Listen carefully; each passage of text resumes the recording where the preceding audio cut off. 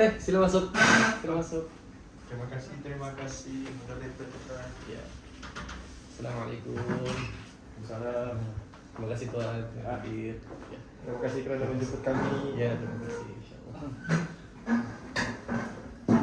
Cara perjalanan Tuan? Alhamdulillah, jalan yang lancar. Dari Nusantara Tuan? Betul dari sana. Masyaallah. Ada game sedikit lah. Ada jam. Ada jam. Dari Jawa. Ya. Boleh tahan. Agak dalam berapa jam perjalanan Tuan? Kalau tidak berhenti dalam 12 jam. 12 jam sampai. Coba cakap Jawa. Hai. Tuan kan bangsa Jawa. Saya rasa malu bila direkam. Oke. Jadi untuk itu kita mulai, boleh? Oke. Baik. Bismillahirrahmanirrahim. Assalamualaikum warahmatullahi wabarakatuh. Dan salam sejahtera kepada semua penonton yang hadir serta menyaksikan rancangan kita pada hari ini. Selamat datang ke podcast akademik kita di bawah kursus BMMB 3233 Sintaksis Bahasa Melayu.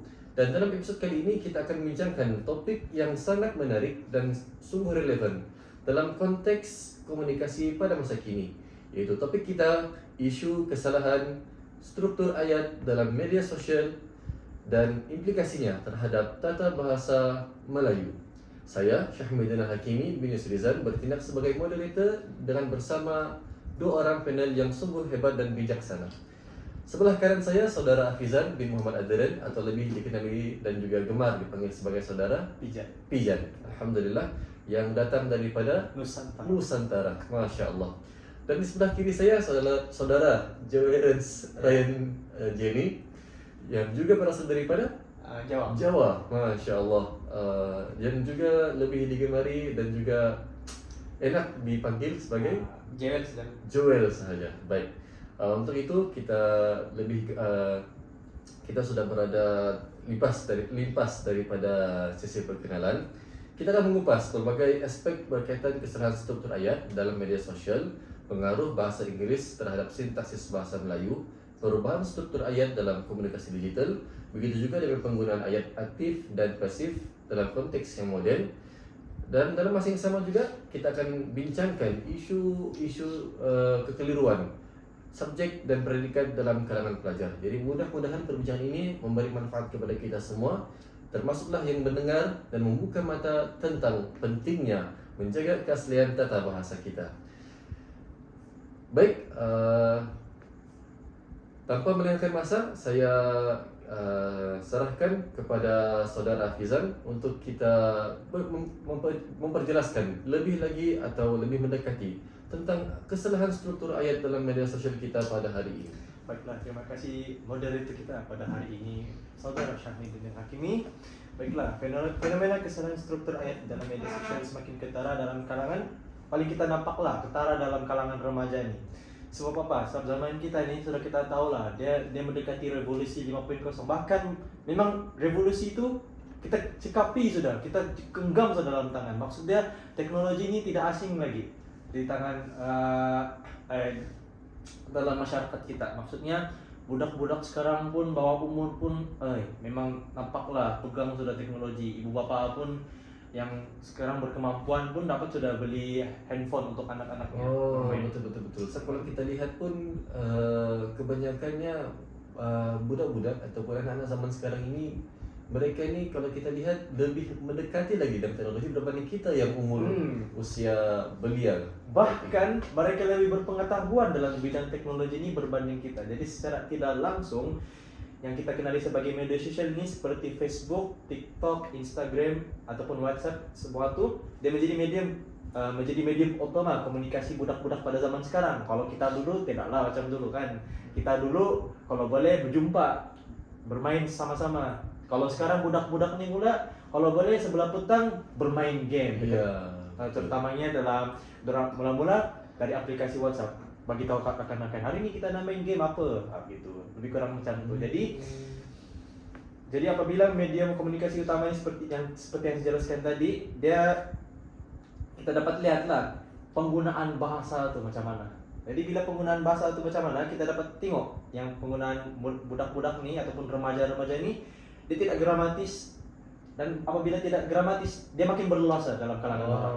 Jadi macam contoh seorang tu dia menggunakan ayat yang tidak gramatis. Jadi seorang ini bila dia nampak macam, oh hebatlah ayat ini, jadi secara tidak langsung dia akan mendorong akan dia menggunakan bahasa yang tidak tepat. Maksudnya daripada bermulanya satu perkataan yang boleh membawa kepada kejahilan dalam kegramatisan ayat, akhirnya benda tu boleh tersebar juga. Iya. Akibat boleh jadi tren semasa ataupun pendekatan dia dalam penggunaan ayat tersebut, betul? Betul. Oh.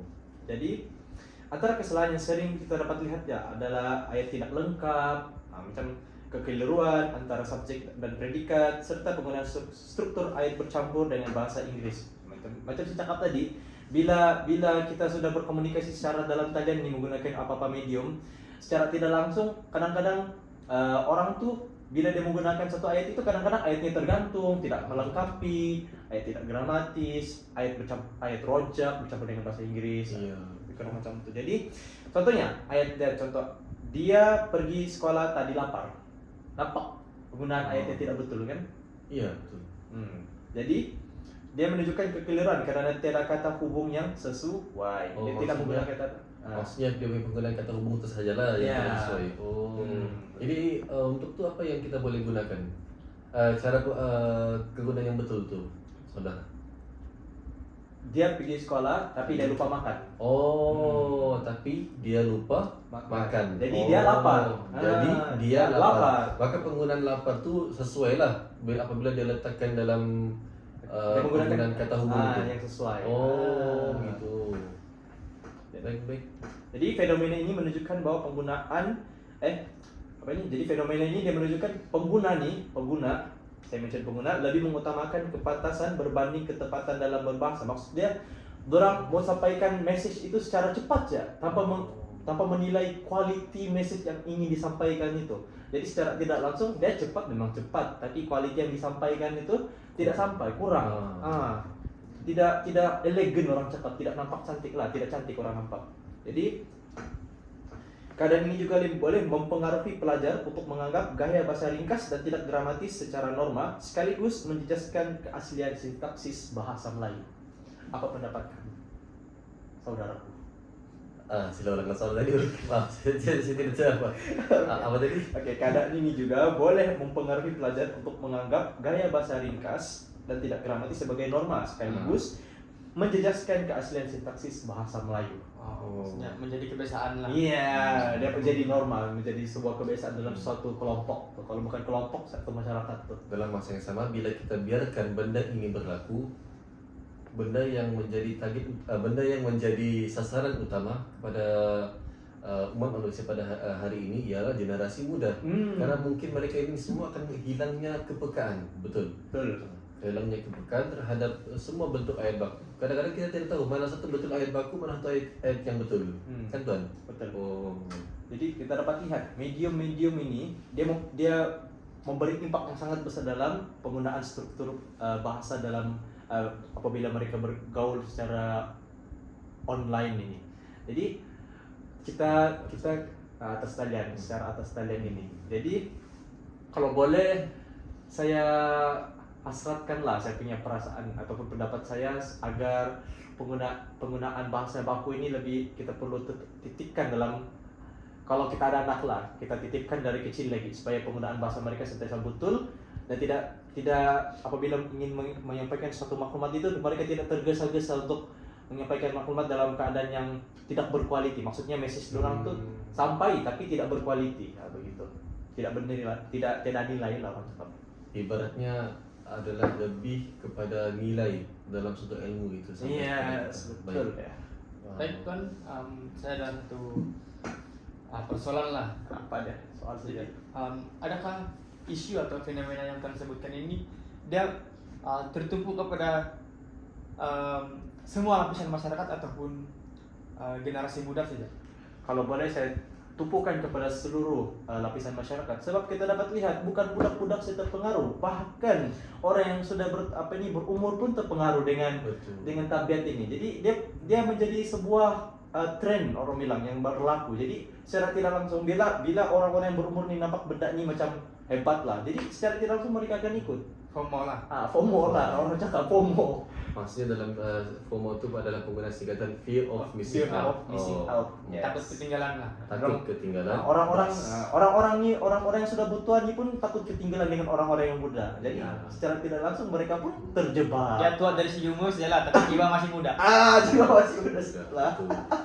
So kadang-kadang kita tidak boleh nafikan orang dewasa zaman sekarang ni pun tidak lari jauh daripada tren semua. Jadi betul. dalam pendekatan ini semua orang dia terjebak dalam kekeliruan penggunaan bahasa ayat baku. Bentuk ayat baku.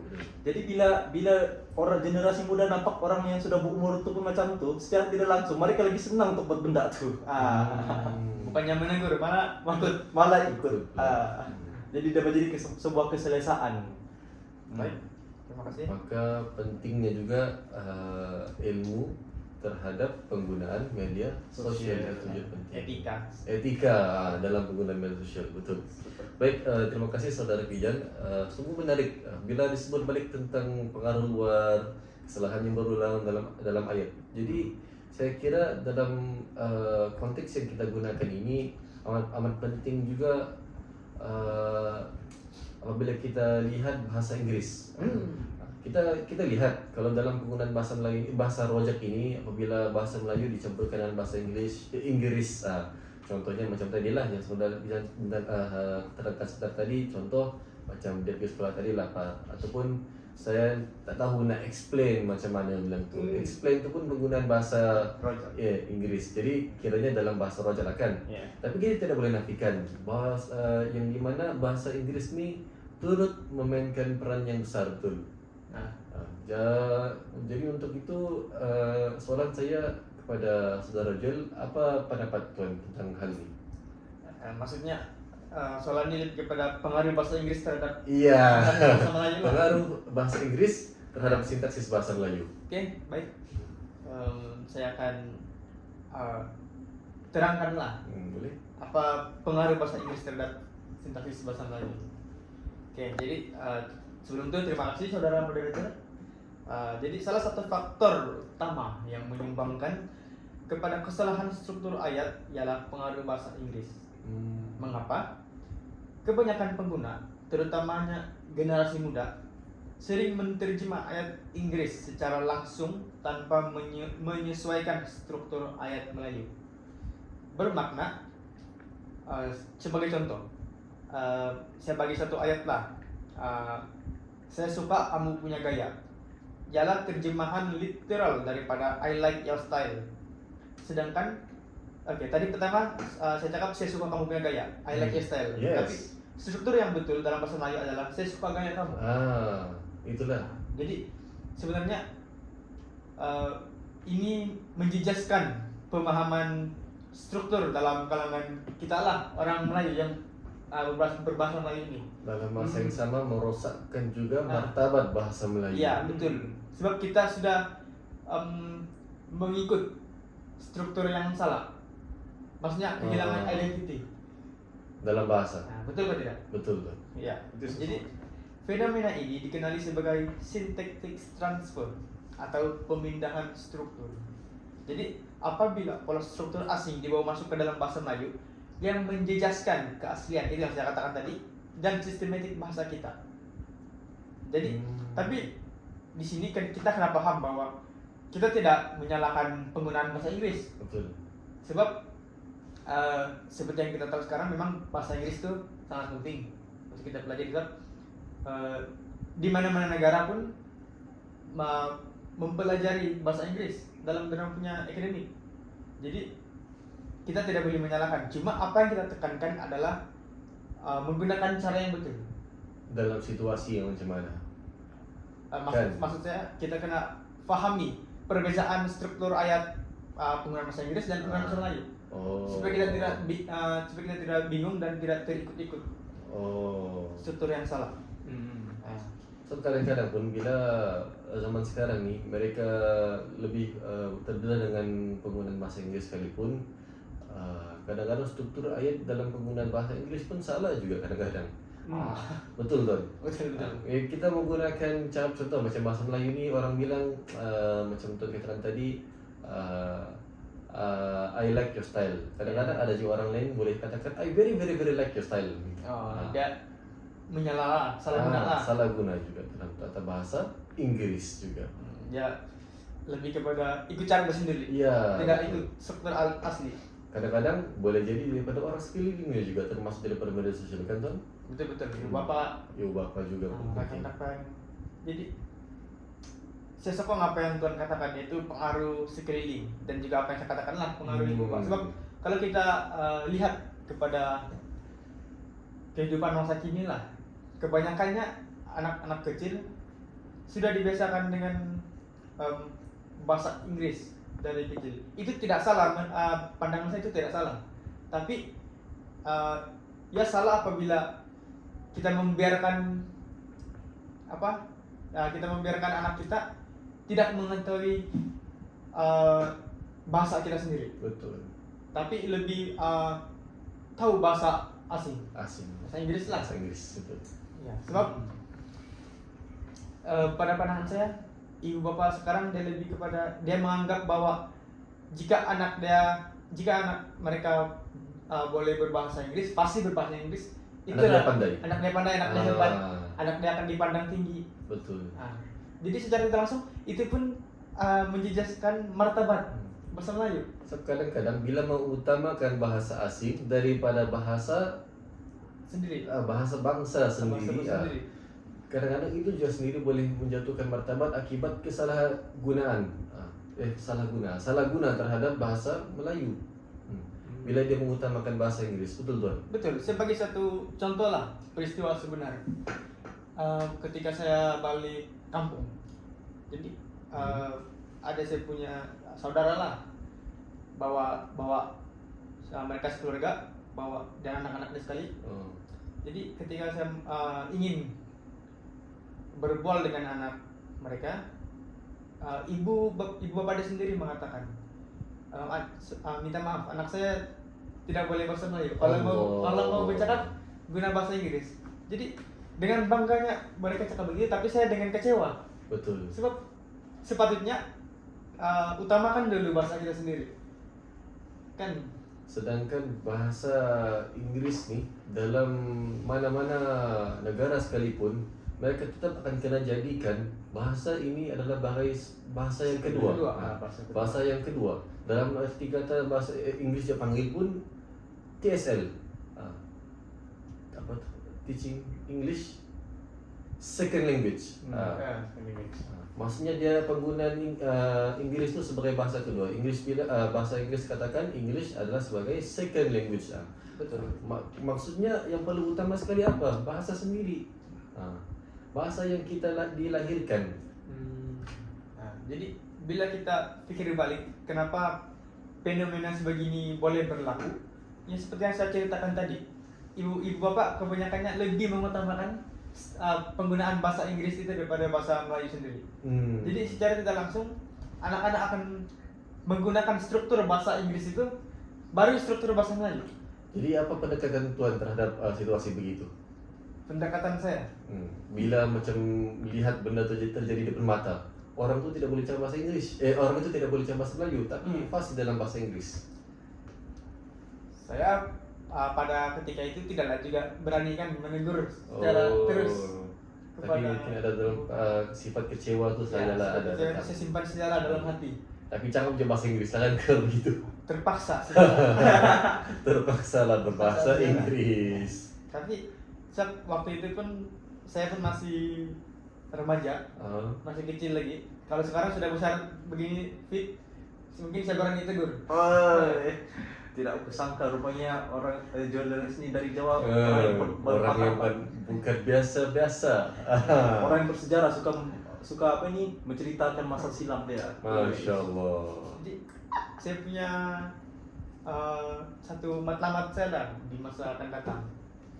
Kalau saya berpeluang, saya akan membuat satu mungkin boleh juga podcast sebegini ataupun taklimat di tempat umum berkaitan dengan kesadaran lah kepada IWAPA, kepada anak muda tentang isu struktur bahasa Inggris ini akan menjejaskan struktur bahasa Melayu.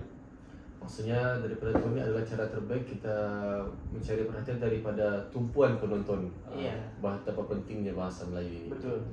Boleh saya tambah sedikit? Boleh tuan, silakan. Tidak dinafikan bahwa bahasa Inggris ini merupakan kata pinjaman dari yang ditambah masuk dalam bahasa Melayu. Jadi pendekatan saya yang terbaik adalah kita mulakan dulu daripada keluarga kita sendiri. Betul. Kalau saya mulakan dari keluarga saya dulu, secara tidak langsung keluarga saya pun akan pelan-pelan mengikuti jejak saya. Di mana bila kita mulai dari kecil dulu sampai lu besar. Kalau kita mulai dari besar dulu, tidak semestinya semua orang akan mulai terima. Jadi pendekatan paling efektif ataupun paling berkesan kita mulai dari keluarga kita. Sebab keluarga kita secara tidak langsung akan menerima kita punya teguran ataupun kita punya pendekatan kita yang kita sampaikan kepada mereka. Jadi itu saja. Bak kata patah melentur bulu biarlah dari rambutnya. Masya Allah. Jadi apa pendapat saudara Jul? Oh, siapnya pendapat seperti untuk cara yang dibentangkan oleh saudara Pijan. Mungkin saudara Jul ada pendekatannya yang lain kepada anak-anak? Pertama saya sangat setuju lah dengan pendekatan saudara Pijan tadi. Terima kasih. Pendapat yang dilontarkan itu sangat bernas bagi saya.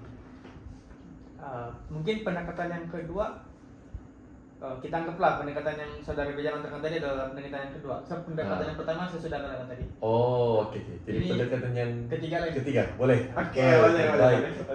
Oke, terus dari saya memang tidak lari, tidak bukan dari sekolah lah. Mungkin pihak sekolah pun boleh anjurkan satu program kesadaran tentang pengaruh bahasa Inggris ini terhadap sintaksis bahasa Melayu. Jadi maksudnya pihak sekolah yang terlibat kena memberi kepahaman yang mendalam kepada murid-murid. Maksudnya beralih kepada pihak sekolah, perlunya adanya juga capna terhadap benda begini terlaku. Betul.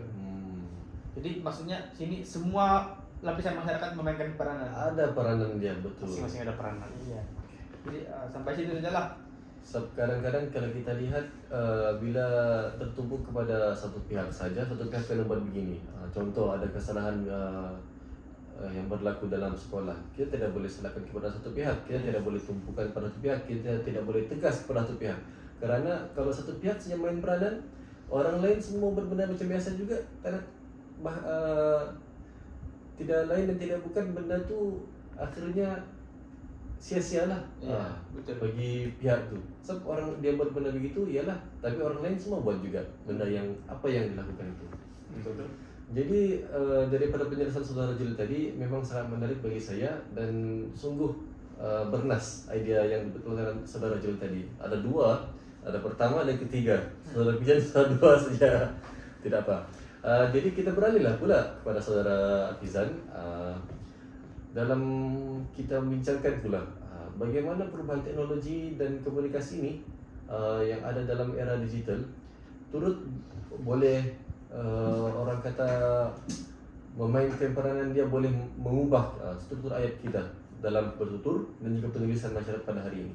Baiklah, sentuh balik dalam topik yang sebelum ini, secara kita lihat dalam era digital ini kita dapat lihat memang teknologi itu tidak lari lagi dari cengkaman dunia sekarang. Jadi bentuk komunikasi semakin singkat dan pantas. Jadi pengguna media sosial kini cenderung menggunakan bentuk ayat ringkas seperti selalu kita jumpa selalunya penggunaan tak pe tu dia letak X dan pe saja. X, PE.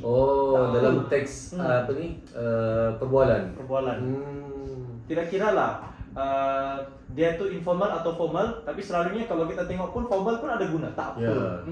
Kadang-kadang pun kalau kita lihat dalam penggunaan perkataan tu tidak kepada murid-murid sahaja, bahkan guru-guru, bahkan pensyarah juga sekalipun terlibat juga dalam kesalahan ayat tu. Betul? Betul.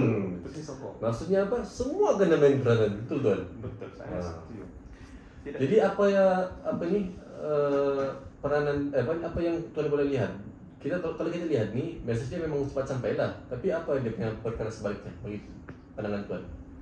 bagi pandangan saya lah, dia akan menjejaskan satu quality komunikasi itu salah satunya. Quality komunikasi itu tidak sampai, message sampai, tapi kita dapat lihat penggunaan sintaksis bahasa sintaksis itu dia tidak menepati sistem dia. Jadi bila dia tidak menepati sistem, orang ini dia kan orang yang berada dalam dunia digital ini, apa yang dorang tahu nih dorang FOMO. Dorang tidak mau ketinggalan, dorang pun mau nampak cool, nampak hebat dengan penggunaan. Orang nampak hebat. Orang nampak hebat dalam penggunaan ayat seperti itu. Jadi contohlah dia menggunakan tak apa, oke je, apalagi itu. Penggunaan paling populer pada bolehlah kira zaman ini juga BRB, penggunaan singkatan-singkatan lah. Apa tuh maksudnya tuh? Be right back. Penggunaan bahasa Inggris. Jadi dorang tidak saja meningkaskan bahasa Melayu, tapi dorang bahasa Inggris juga dorang selipkan dalam penggunaan ayat dorang sewaktu bergaul dengan orang secara formal ataupun tidak formal. Ada satu yang menjadi kebiasaan pun. Apa? OTW. Oh lama. Iya betul, OTW menjadi. Bahkan ada yang lebih. Apa itu OTW? Bahkan ada saya terangkan juga daripada makna tuh, maksudnya dalam penggunaan bahasa Inggris on the way lah. Tapi kadang-kadang orang orang kita nih bahkan dia terkeliru. Dalam masa yang sama dia mengikut jejak orang negara seberang. Mereka menggunakan singkatan OTW itu di bahasa Indonesia. Mereka katakan apa? OTW. Itu adalah penggunaan bahasa Indonesia. Tapi digunakan di sini. Tapi bila kita lihat dalam masyarakat sekarang di negara Malaysia pun ada juga penggunaan itu. OTW. Awak sudah sampai ke OTW? On the way. Maksudnya on the way lah kan. Maksudnya di sini berlaku pengabaian terhadap struktur yang betul. Yes, betul. Jadi selain daripada itu, Tuan, apa lagi yang kita boleh lihat kesalahan mereka? Selain itu penggunaan yang populer kalau dalam WhatsApp kan, kalau dalam komunikasi lah kita dapat lihat penggunaan emoji, simbol dan tanda baca digunakan untuk menggantikan perkataan, menyebabkan struktur ayat tidak lagi lengkap secara sintaksis. Kita dapat lihat penggunaan emoji yang tidak sesuai dengan perkataan Anda. Contoh lah, dia marah tapi dia letak emoji menangis. Kalau bukan emoji menangis, dia letak emoji gembira. Jadi secara tidak langsung orang tidak paham apa yang ingin dia sampaikan. Adakah orang ini marah? Campur baur lah. Bercampur baur. Orang tidak tahu perasaan dia pada waktu itu. Kadang-kadang orang yang sebegini mereka cuba mau menarik perhatian. Kurang kasih sayang lagi. Kurang kasih sayang dan juga menarik perhatian daripada orang. Kalau saya lihat lah Tuan. Sebab kalau kita tengok pun kan orang yang biasa buat begini, dia mau tengok orang tu boleh faham tak aku ni macam mana. Alamak mau. Jadi kadang-kadang bila dia buat dalam orang yang silap, orang nampak keliru. Kenapa dia ni? Kan Tuan?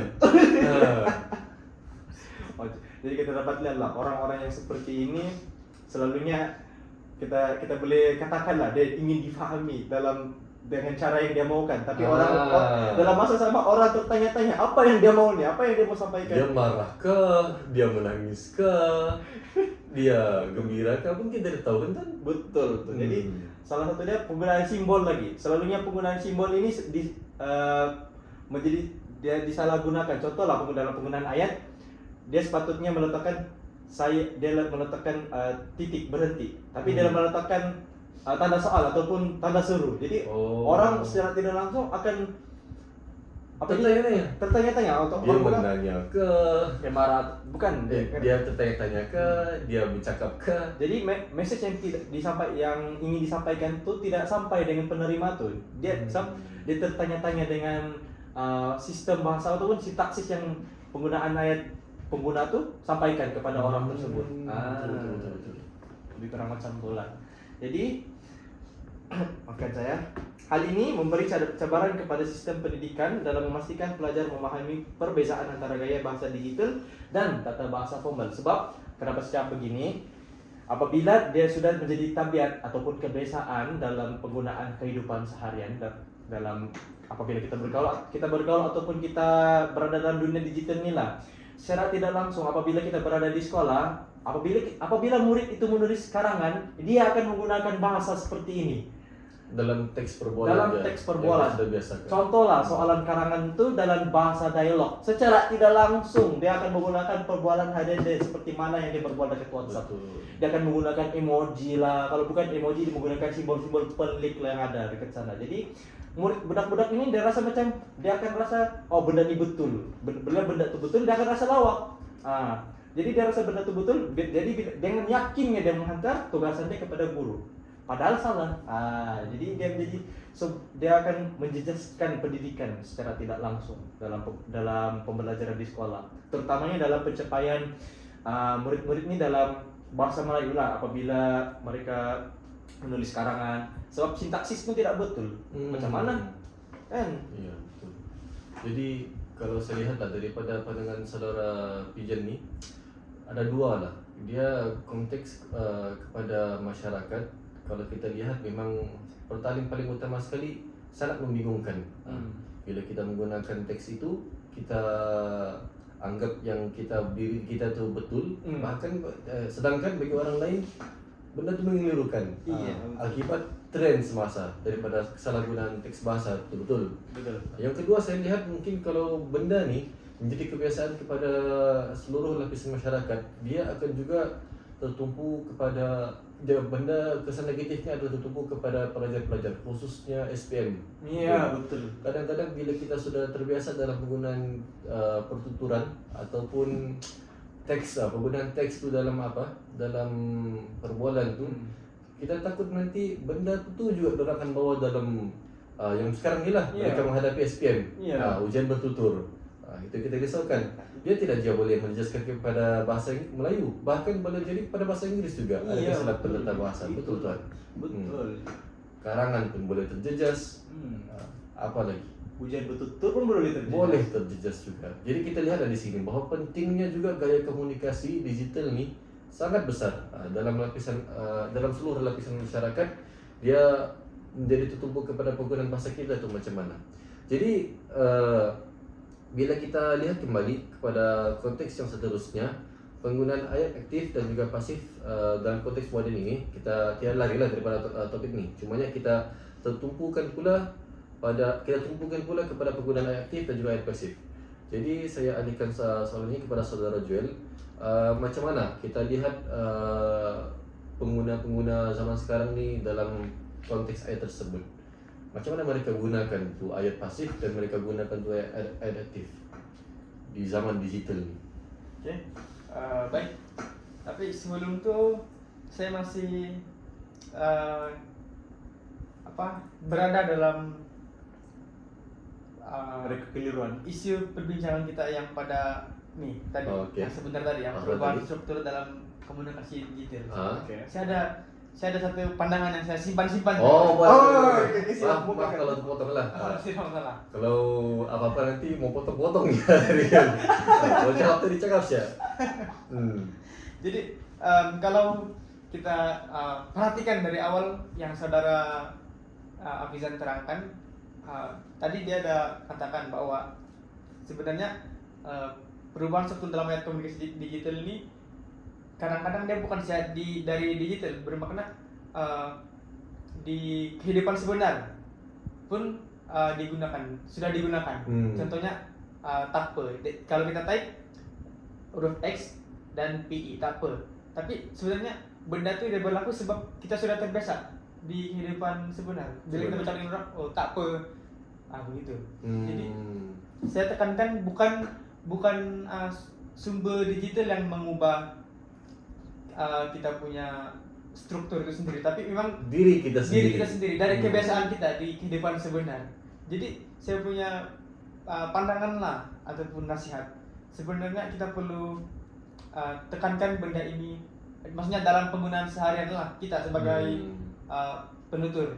Maksudnya semua pengguna media sosial itu memainkan peranan yang sangat penting. Ya, mereka perlu tinggikan etika, utamakan etika dalam penggunaan media sosial itu betul.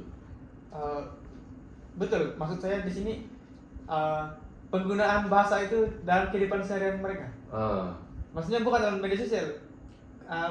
Penggunaan ketika mungkin orang bercakap macam secara berdepan, yang dari bukan dari digital, tapi dari apa? Penggunaan seharian. Oh, tapi tidak salah juga kalau digital kan? Maksudnya puncaknya dari situ. Dari digital. Tidak, dari kebiasaan. dari kebiasaan cara bercakap. Sebelum pergi ke digital. Iya, jadi maksudnya itu pentingnya juga dari diri sendiri itu bila menggunakan teknologi digital perlulah juga utamakan etika. Maksudnya kalau mau tulis apa tuh tulis betul-betul TEKPI. Betul. Ataupun gunalah bahasa yang betul, tidak tidak apa TIDEK EPA. Betul. Gitu. Boleh saya beri sedikit penambahan? Boleh. Kita masih ada banyak masa. Oke, jadi berdasarkan apa yang saudara John cakap sebentar tadi, puncaknya berlaku pada diri sendiri, ya, tidak dinafikan dan diri sendiri. Tapi apa salahnya kita kan sebagai guru pada masa akan datang sebagai guru bahasa Melayu menjadi pembimbing kepada murid-murid tersebut. Kita membantu pelajar itu, kita memberi bimbingan kepada mereka untuk mereka mengamalkan atau menerapkan penggunaan bahasa baku yang betul ataupun sistem sintaksis yang betul dalam komunikasi seharian mereka. Jadi secara tidak langsung mereka dapat membantu diri mereka untuk memperbetulkan apa yang salah. Saya suka itu pendekatan seorang guru ini. Ada saya lihat dalam orang kata dalam trend TikTok ni FYP lah kan. Yes. FYP TikTok ni ada satu post video ni, guru ni dia menggunakan pendekatan dalam kesalahan tata bahasa ataupun penggunaan bahasa yang murid selalu guna dalam isu semasa. Contoh, jadi apa yang guru tu buat? Dia gunakan whiteboard, dia tuliskan balik apa yang semua perkataan-perkataan yang selalu menjadi penggunaan seharian murid-murid itu dan yang dimana benda itu salah. Jadi dia gunakan benda yang betul. Saya ada lupa sedikit lah, tapi yang saya ingat contoh dia lah saya bilang tadi tu. Dia tu guru bahasa Inggris. Jadi dia ajarlah kalau mau sebut on the way, tapi yang orang selalu murid selalu gunakan apa? OTW itu. Ini apa? OTW, betul atau salah? Salah. Penggunaan yang betul on the way gitu. Itu contoh lah sebenarnya. Jadi kalau kita lihat balik, kita masih belum lagi beralih ke konteks yang seterusnya nih. Jadi kita teruskan je lah ya. Kita teruskan je. Tidak apa, maafkan saya kalau sedikit masalah. Tidak apa. Itu yang kita perlukan. Kita perlu mesti cukupkan 1 jam nih dalam rekaman kita. Tidak boleh habis. Tidak apa. Sama tadi.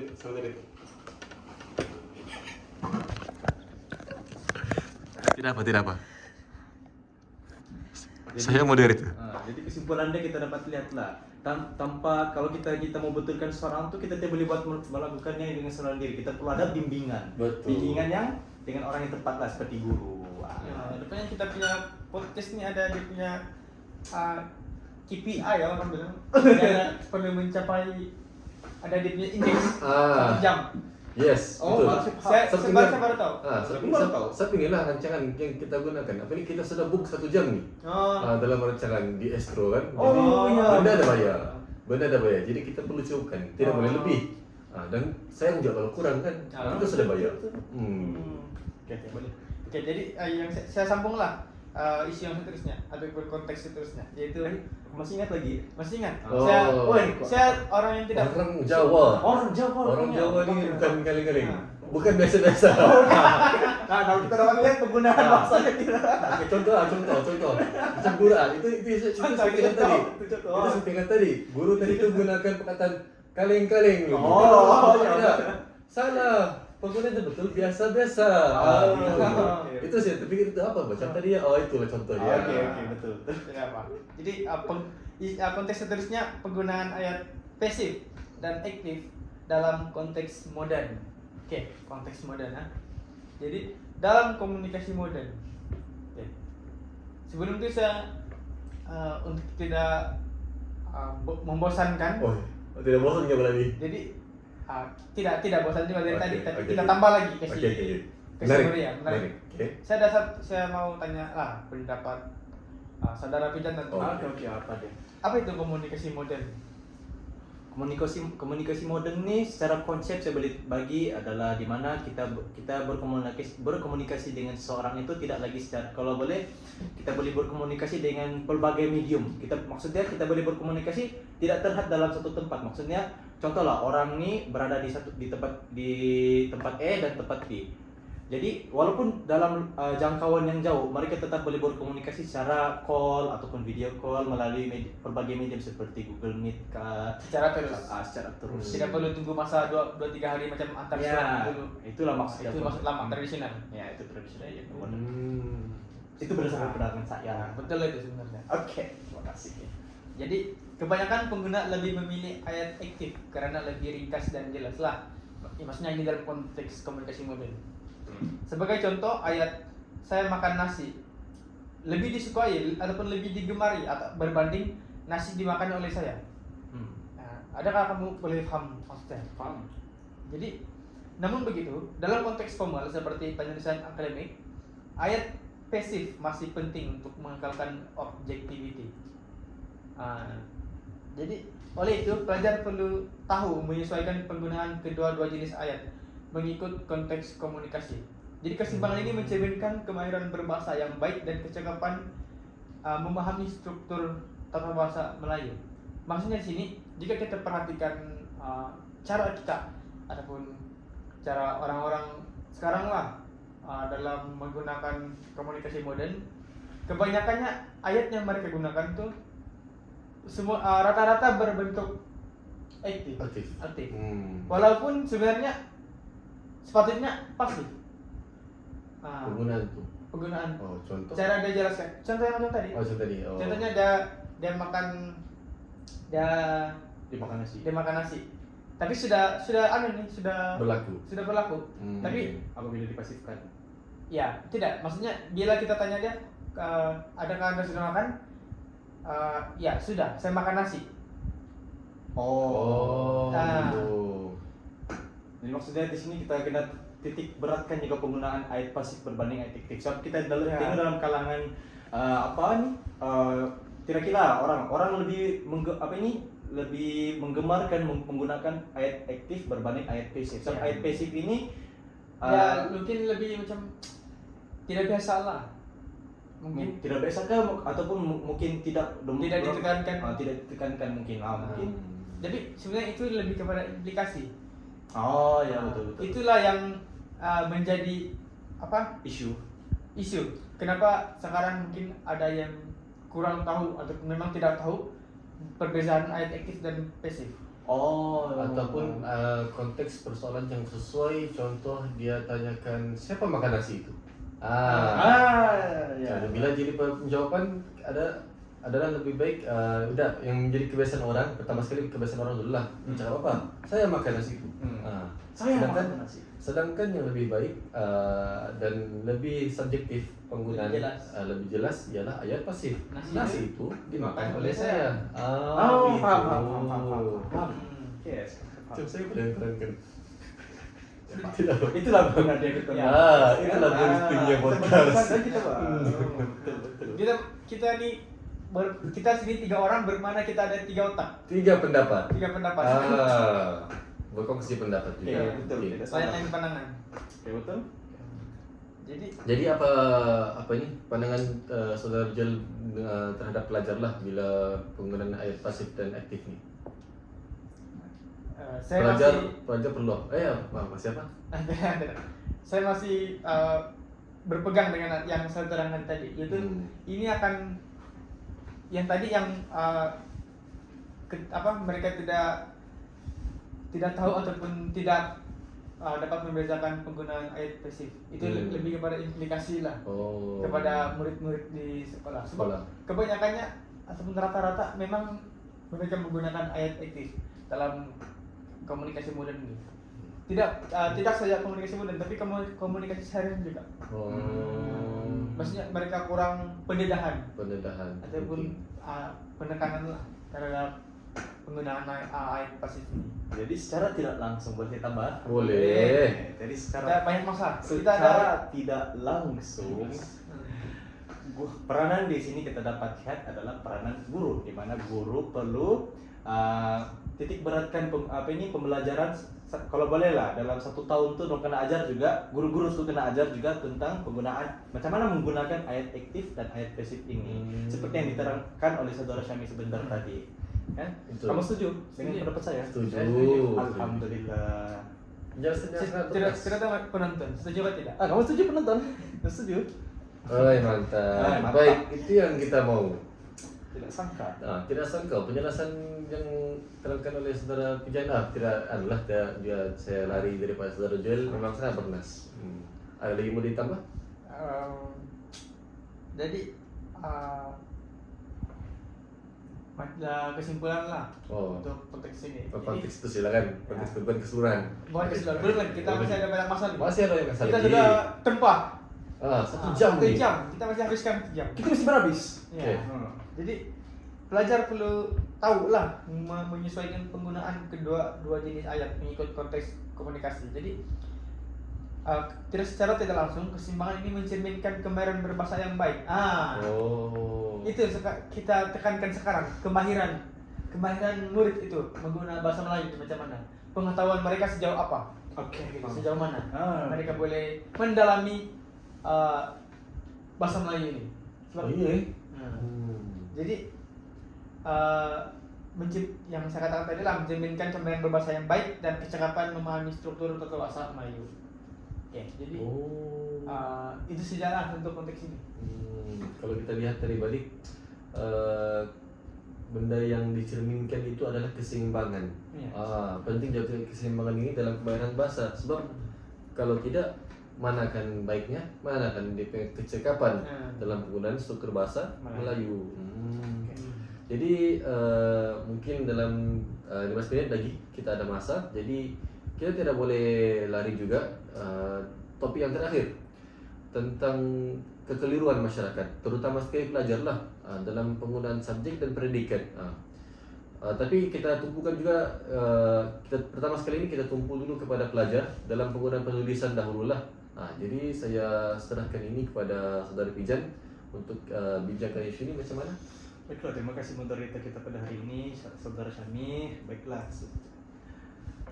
kita lihat isu kekeliruan antara subjek dan predikat ini kita perlu tekankan. Sebab apa? Sebab penggunaan subjek dan predikat yang betul dapat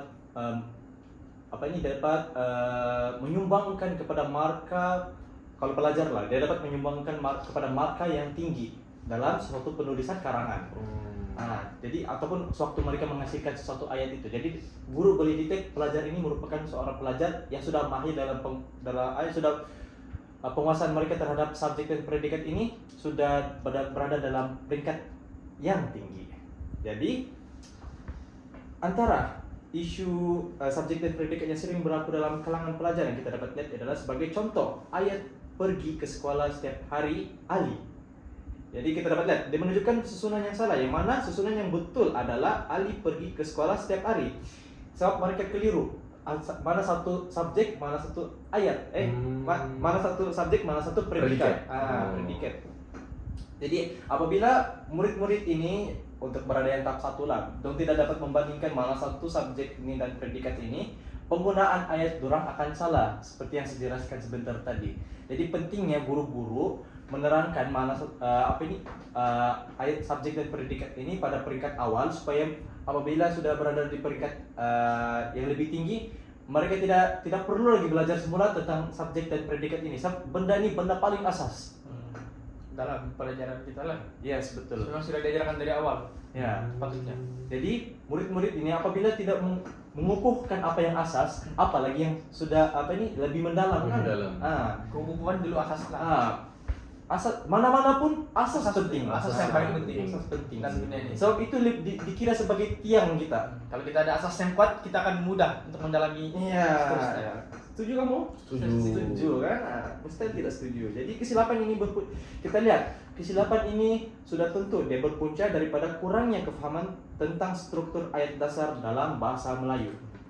Jadi apabila pelajar ini kurang maaf pelajar apa? Sorry. Saya tanya tadi teleponnya cantik sekali. Oh, memang telepon dari Jawa itu. Telepon dari Jawa. Memang. Jadi kalau kita lihat kenapa pelajar ini dia kurang kefahaman tentang struktur ayat dalam bahasa Melayu itu, kita ingat kembali dalam penggunaan media sosial. Apabila murid ini, contohlah yang tahap 1 ini tidak dititik beratkan dalam penggunaan ayat subjek dan predikat yang betul, mereka secara tidak langsung kefahaman mereka itu tidak tertumpu kepada bahasa Melayu semata-mata. Mereka hanya pikir, oke, saya ingin menyampaikan message ini dalam apa-apa sistem ataupun bahasa yang mereka suka lah. Maksudnya mereka menghasilkan sistem baru yang mereka suka. Mereka tidak mengikut sistem yang telah ditetapkan dalam sintaksis bahasa Melayu ini. Mereka sambil lewat mencampur adukkan berbagai bahasa, lepas itu menggunakan sistem yang entah dari mana mereka cipta. Jadi secara tidak langsung, apabila mereka berhadapan dengan, contohlah ujian di sekolah, waktu itu bahasa Melayu tentang subjek dan predikat, mereka tidak tahu mana satu subjek, mana satu predikat. Bahkan mereka mungkin akan menggunakan ayat yang lain daripada itu. Maksudnya subjek boleh jadi predikat dan predikat itu boleh jadi subjek. Maksudnya terbalik-lah. Jadi bingung lah terus penulisan itu. Makanya daripada sifat belagaknya itu, rosak lah dia punya daripada ilmu sisi pendidikan. Maksudnya apa nih? Dalam ilmu pendidikan. Bahkan rosak jadi dalam ilmu sintaksis bahasa Melayu. Betul. Jadi pentingnya kita menjaga etika sewaktu berkomunikasi. Kalau bukan berkomunikasi, kita menjaga etika sewaktu kita menimba ilmu. Jadi oleh itu guru kita sebagai guru harus menekankan latihan pembinaan ayat serta penerapan kesadaran tata bahasa dalam pengajaran agar pelajar mampu membina ayat yang tepat, dan secara tidak langsung mereka juga dapat mengaplikasikan dalam penggunaan media sosial yang betul dalam penggunaan media sosial sewaktu mereka berkomunikasi. Jadi apabila sudah dibantu dan dibimbing oleh seorang guru secara tidak langsung, pelajar ini dapat membanding bezakan penggunaan betul subjek dan predikat. Masya Allah. Baik. Ada yang sangat cerdas. Mungkin ada berapa saudara jawab? Untuk kali ini saya tidak semua yang pandangan yang saya terpikir atau pendapat sudah dilontarkan oleh saudara Fizan. Maksudnya saya sangat setuju lah. Maksudnya sekarang kami ada pendapat yang sama. Jadi mungkin tidak ada boleh tambah lah kalau mungkin begitu. Saya ada darah Jawa sedikit. Ada darah Jawa. Mungkin ada jodoh. Mungkin ada. Anak kah? Anak kan. Anak berapa? Anak baru 2. Perempuan. Ada anak? Saya ada 5. 3 lagi, 2 perempuan. Nah, ada lagi. Mana tahu lah ada jodoh. Pikir dulu lah. Pikir dulu. Itulah. Jadi baik, kita mengakhiri lah kita punya perbincangan pada hari ini. Mungkin terlebih dahulu mungkin saya ada permintaan daripada antara kedua belah pihak, kalau boleh rumuskan sedikit daripada implikasi isu kesalahan struktur ayat terhadap tata bahasa dan juga pendidikan bahasa Melayu. Mungkin saya boleh menggunakan dengan saudara Joel. Jadi implikasi ya. Iya, implikasi dari yang kita bincang dari pertama lah. Kiranya apa yang kita bincang ini dapat dirumuskan kepada kesalahan struktur ayat, betul? Kesalahan struktur ayat. Jadi kesalahan struktur ayat ini dia memberi kesan terhadap penguasaan bahasa untuk pelajar itu sendiri. Maksudnya kenapa? Apabila pelajar terbiasa dengan bentuk ayat yang tidak gramatis ataupun struktur ayat yang tidak betul di media sosial ataupun di mana-mana lah, mereka cenderung membawanya ke dalam kehidupan sebenarnya mereka ataupun lebih membimbangkan lagi dalam akademik mereka. Itu yang kita kena ambil perhatian, ambil tahu. Yaitu dalam akademik mereka. Jadi oleh itu bagi saya lah, pandangan saya, guru perlu memperkukuh pengajaran sintaksis melalui pendekatan inovatif seperti penggunaan media digital dalam kelas. Maksudnya memberi satu kebiasaan kepada pelajar atau murid untuk menggunakan digital itu secara beretika. Beri mereka satu bimbingan pendekatan juga. Penggunaan media yang beretika yang betul begitu. Baik, kalau saya sampai itu saja lah. Oh, mungkin yang kita lihat di sini macam ada yang telah diterangkan oleh yang telah diterangkan juga lah oleh saudara Hafizan juga di awal sesi. Dalam kata-kata meluntur bulu biarlah dari rebungnya. Maksudnya pendekatan terhadap pelajar ini sangatlah penting lah juga. Untuk kita betulkan mana yang salah dan biasakan mana yang betul. Jadi mungkin kalau dari saudara Hafizan boleh terangkan daripada integrasi bahan digital sebagainya.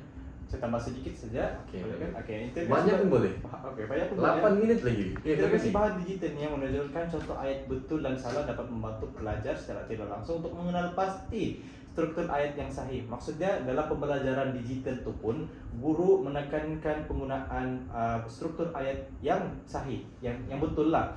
Contoh lah, guru-guru boleh mengintegrasikan pembelajaran melalui seni pengajaran gamifikasi untuk menarik minat murid dan secara tidak langsung menekankan mereka untuk menggunakan penggunaan bahasa baku sewaktu bermain. Jadi murid akan tertarik. Oh, seronoknya bermain sambil menggunakan bahasa yang gramatis ini. Jadi pentingnya penekanan kita boleh terapkan penggunaan struktur ayat ataupun sintaksis dalam permainan digital ini. Jadi bila pelajar ini telah dibiasakan oleh guru sewaktu berada di sekolah, mereka akan membawanya sehingga ke luar sekolah. Kalau tidak menjadi tabiat lah, tabiat yang buruk. Kalau sudah jadi tabiat susah diubah. Jadi, Boleh diubah tapi susah. Ambil masa. Betul kan, Mas. Jadi selain itu guru harus menekankan bahwa penggunaan bahasa yang betul itu bukan saja penting dalam akademik, tetapi juga mencerminkan kepribadian dan identiti bangsa. Jadi kita dapat lihat penggunaan bahasa baku ini bukan untuk akademik semata-mata. Dia mencerminkan kita sebagai warga negara Malaysia. Maksudnya kita bangga kita menggunakan bahasa kita sendiri. Maksudnya kita tidak mengagung-agungkan bahasa asing ini, bahasa Korea kah, bahasa Inggris kah. Kita tidak membiarkan penjajah ini menangkan bahasa orang sendiri. Kita mesti bangga kita lahir sebagai warga negara Malaysia. Kita mesti hargai bahasa Melayu ini. Terutamanya kita tekankan sistem dia dalam sintaksis bahasa Melayu. Kita boleh mulakan dalam kalangan pelajar lah, dari sejak bangku sekolah lagi, yang dimainkan peranan oleh masing-masing ada peranan lah, ibu bapa, pihak sekolah, masyarakat. Jadi semua ada peranan. Jadi bila semua main peranan secara tidak langsung, dia terlahirlah rasa cinta terhadap negara kita. Kita bangga lahir sebagai warga negara kita sendiri. Kita tidak mengagung-agungkan bahasa asing. Jadi kita dapat lihat di sana. Kamu setuju? Jadi bila apa yang saya boleh lihat dan kita semua boleh lihat, sebenarnya dia tidak tertumpuk kepada individu yang mendekati pelajar, tapi adalah bahan yang mendekati itu individu. Kita semua tahu budak-budak ataupun anak-anak zaman sekarang ini mereka sangat dekat dengan game-game permainan video. Jadi bila kita tahu benda tu yang menjadikan mereka tu lebih dekat terhadap benda tu menjadi lebih dekat kepada mereka, maka apa salahnya daripada kita jadikan benda yang satu mungkin melalaikan, dua boleh jadi benda yang lagi bermanfaat. Maksud saya kita lihat daripada sudut pandangan yang lain, daripada kita jadikan itu benda yang lalai, daripada kita jadikan benda tu boleh jadi mewapadah kepada mereka. Sebab kita lihatlah akibat daripada permainan video yang ganas-ganas semua, kita tengok apa jadi, banyak kes bunuh, banyak kes rogol dan sebagainya. Jadi dari zaman persekolahan lagi sudah ada benda begitu. Jadi apa salahnya kita jadikan benda itu sebagai medium pembelajaran, bahkan menjadi pendekatan mereka membawa kepada orang yang lebih baik. Saya tertarik dengan apa yang saudara bentang sebentar tadi. Jadikan gamifikasi itu sebagai pendekatan mereka, menjadikan pembelajaran lebih menarik dalam masa yang sama, membuatkan mereka belajar tahu mana yang betul, mana yang salah. Begitu. Jadi kiranya sebagai penutuplah, dengan akhirnya menit yang terakhir kita ada pada hari ini sebagai penutup, dapatlah kita simpulkan bahwasanya isu kesalahan struktur ayat dalam media sosial merupakan cabaran yang sangat besar terhadap seluruh lapisan masyarakat. Begitu juga dalam mereka memurnikan bahasa Melayu. Bahasa yang indah adalah bahasa yang gramatis, dan bahasa yang indah dan gramatis itulah mencerminkan bangsa yang berilmu dan juga beradab. Sekian saja podcast kita pada kali ini. Terima kasih kepada saudara Hafizan dan juga saudara Joel kerana hadir sudi menerima pelawak saya dari jauh. Walaupun saya dari Nusantara nih, saya terima juga. Tidak sia-sia saya hantar WhatsApp teks perbualan WhatsApp yang sungguh gramatis kepada Anda, dan juga surat cinta juga kepada saudara Joel datang dari Pulau Jawa. Sebab Jawa ini saya tahu tidak ada talian. Tapi kita lihat mereka ini ketinggalan daripada teknologi, tapi tidak terhindar daripada perkembangan semasa. Mereka pun tahu juga apa terjadi pada zaman sekarang ini. Bahkan mereka tu lebih terjaga lagi. Kita lihat bagaimana saudara Joel berbicara. Saya sedikit cemburu dengan kamu. Sebab bangsa saya sendiri tidak peka dengan isu semasa. Sebab daripada kekeliruan penggunaan bahasa di dalam bahasa baku dalam media sosial. Itu jelah pentingnya juga kebaikan di sisi pandangan yang lainnya. Jadi mungkin itu saja pada hari ini. InsyaAllah pada rancangan seterusnya, episode yang seterusnya kita akan kembali lagi dengan jemputan yang lebih menarik, yang amat terhormat Tan Sri Anwar Ibrahim turut bersama kita pada episode seterusnya, akan membincangkan isu yang akan isu yang panas, isu yang sangat panas lah, tentang ada kedatangan Presiden Trump. Jadi kita akan membincangkan apa yang dia tertarik sangat dengan Presiden Trump yang dia datang ke Malaysia ini. Kita akan lihat rancangan lah, target seterusnya. Itu yang kita akan dengarkan. Masih dalam perancangan. Masih dalam perancangan lah. Tapi insyaallah dia sudah banyak surat-surat. Jadi kita tengok dia akan terima ataupun tidak. Kita pelawak dia. Sekian saja daripada saya. Terima kasih kerana mendengar dan terus menyokong usaha memartabatkan bahasa Melayu. Ingat, bahasa Melayu, bahasa ilmu dan bahasa budaya kita. Sekian saja. Assalamualaikum warahmatullahi wabarakatuh. Sekian, terima kasih. Masih Tuan?